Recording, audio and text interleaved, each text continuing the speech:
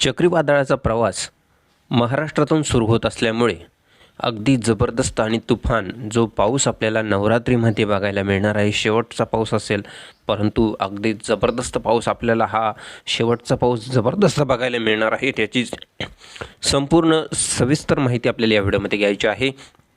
सावध राहायचं आहे सर्वांनी। नाशिककरांनी, संभाजीनगरकरांनी सावध राहायचं आहे। तसेच जळगाव, धुळे, नंदुरबार या ठिकाणी जबरदस्त, सांगली, कोल्हापूर, सोलापूर चक्रीवादळ इथून पण जाणार आहे।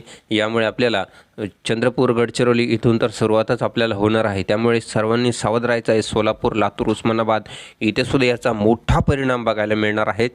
पावसाळ्यामध्ये आपल्याला हा पहिलाच जोरदार पाऊस, आपल्याला अगदी खतरनाक पाऊस बघायला मिळणार आहे। त्याची संपूर्ण आणि सविस्तर माहिती घेणार आहोत। संपूर्ण प्रवास या चक्रीवादळाचा महाराष्ट्रातून मुंबईकडून बाहेर निघणार असल्यामुळे याचा तुफान पावसाचा जो जोर आहे तो अगदी महाराष्ट्रात खतरनाक बघायला मिळणार आहे।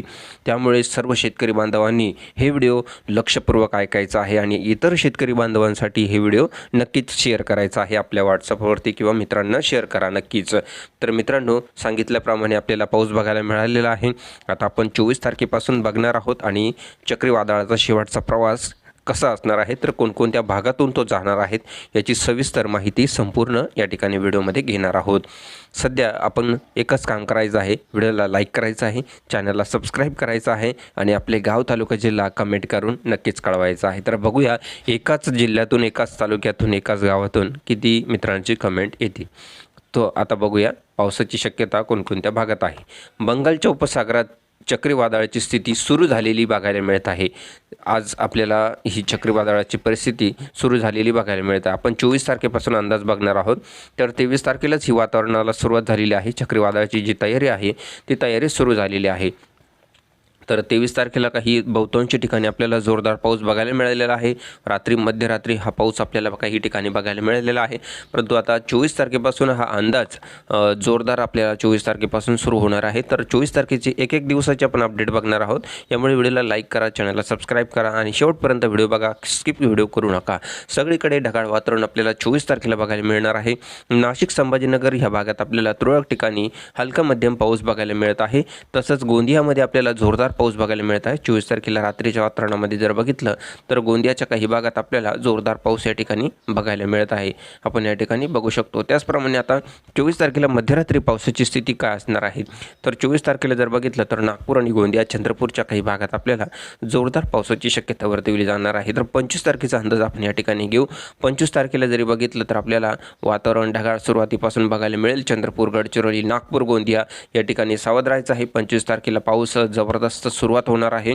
त्याचप्रमाणे संध्याकाळी तोच पाऊस आपल्याला नांदेड, वाघाळा या ठिकाणी आपल्याला बघायला मिळणार आहे। गंगाखेड, पूर्णा, बसमत, परभणी या ठिकाणी आपल्याला इथपर्यंत हा पाऊस आपल्याला दाखल झालेला बघायला मिळत आहे। चक्रीवादळाचा पाऊस असल्यामुळे यवतमाळ, वर्धा, नागपूर, गोंदिया या ठिकाणी आपल्याला हा पाऊस सुरुवातीला तिथे आपल्याला जास्तीत जास्त बघायला मिळणार आहे।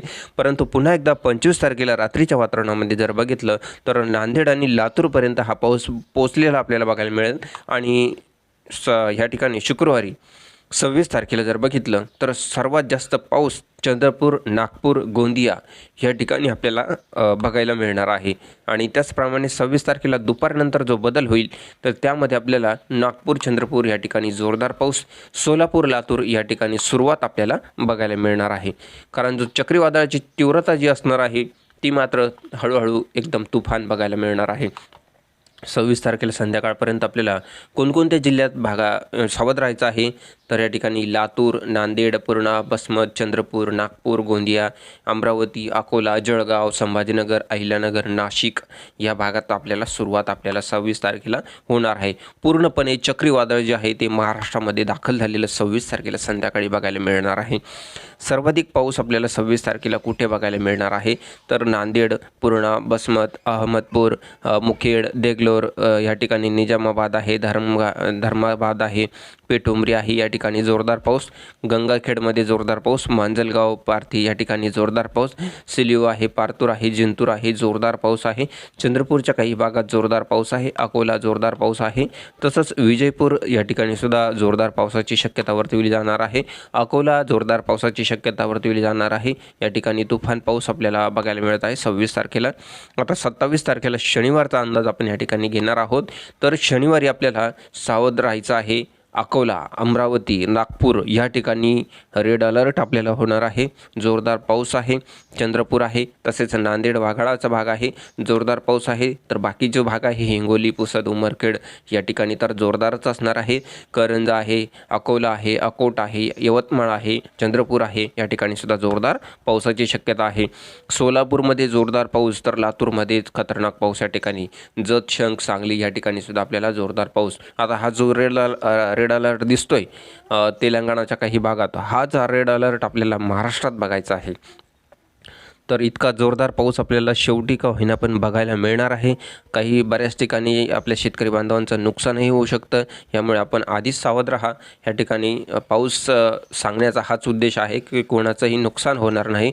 आता या ठिकाणी बघा 27 तारखेला आपल्याला शनिवारी सोलापूरकरांनी सावध राहायचं आहे. तोच रेड अलर्ट आपल्याला इंद आहे, विजयपूर आहे, तिकोटा आहे, जतशंक आहे, कोची, तासगाव, सांगली या ठिकाणी, विटा, मायनी, वाळूज, फलटण, लोणंद, बारामती या ठिकाणी साताऱ्याचा भाग आहे.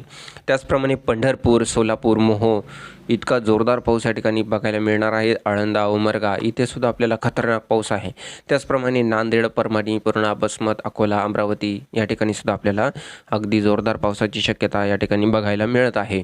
आणखी कारण चक्रीवादळाची तीव्रता जी आहे ती पूर्णपणे महाराष्ट्रामध्ये दाखल झालेली आपल्याला 27 तारखेला बघायला मिळत आहे. आपण या ठिकाणी बघू शकतो. त्याचप्रमाणे 27 तारखेला आणखी मोठा काय बदल आहे तर आपण या ठिकाणी बघूया. आता ह्याच ठिकाणी तोच रेड अलर्ट आपल्याला या ठिकाणी बघायला मिळत आहे. तर रेड अलर्ट कोणत्या भागात आहे? सातारा, बारामती या ठिकाणी बघू शकता आपण. दौंड आहे, इंदापूर आहे, पंढरपूर आहे, सोलापूर आहे, विजयपूर आहे, जतशंक आहे, सांगली आहे. जबरदस्त, अतिजबरदस्त पाऊस आपल्याला रेड अलर्ट या ठिकाणी बघायला मिळत आहे. अकोला, अमरावती आहे, जळगाव आहे, नाशिक आहे, संभाजीनगर आहे, अहिल्यानगर आहे, बीड आहे, उस्मानाबाद आहे. उस्मानाबाद आणि सोलापूरमध्ये तर खतरनाक पाऊस आपल्याला या ठिकाणी बघायला मिळणार आहे. सगळ्यात जास्त पाऊस जो आहे तो आपल्याला सातारा, सांगली, सोलापूर, लातूर आणि उस्मानाबाद या ठिकाणी 27 तारखेला हा पाऊस शनिवारी बघायला मिळणार आहे. जोरदार पावसाची शक्यता आहे. अगदी जबरदस्त पावसाचा इशारा आहे. तोच पाऊस पुन्हा एकदा रत्नागिरी, कोल्हापूर, पुणे, मुंबई आणि पालघर, नाशिक या भागात वळणार आहे. यामुळे जोरदार पाऊस आपल्याला शनिवारी बघायला मिळणार आहे. आपण या ठिकाणी बघू शकतो जबरदस्त, कारण चक्रीवादळाचा मेन बिंदू जो आहे तो आपल्याला पुणे, रत्नागिरी, सांगली, उस्मानाबाद, सातारा, सोलापूर, लातूर, अहिल्यानगर, बीड या ठिकाणी मेन बिंदू आपल्याला सध्या शनिवारी बघायला मिळणार आहे. त्या भागामध्ये चक्रीवादळ पहिल्यांदाच महाराष्ट्रामध्ये असं दाखल झालेलं बघायला मिळत आहे. आता ह्या वर्षी हा पाऊस एकदम शेवटचा का होईना पण जबरदस्त.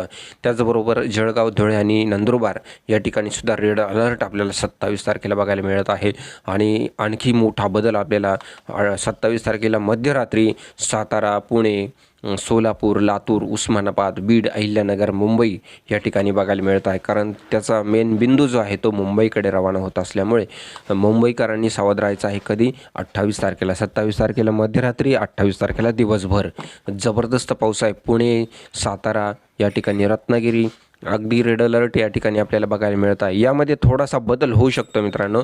तर बदल काय होईल तर चक्रीवादळ जे आहे तर आपल्याला जो मेन केंद्रबिंदू आपल्याला बघायला मिळाला सांगली, सोलापूरला, सातारा या भागात, तर तो बीडकडे आणि संभाजीनगरकडे वळण्याची शक्यता आपल्याला बघायला मिळू शकते. कारण वरती किंवा खाली या दोन्ही भागांमध्ये संभाजीनगरकडे जर वळला तर आपल्याला जळगाव, धुळे, नंदुरबार, नागपूर ह्या ठिकाणी आपल्याला अकोला, अमरावती या ठिकाणी बघायला मिळू शकतो आणि नाशिकच्या काही भागात बघायला मिळू शकतो. जर खाली आला तर हेच मी सांगितलं सोलापूर, सातारा, पुणे या ठिकाणी बघायला मिळणार आहे. याच्यामध्ये जर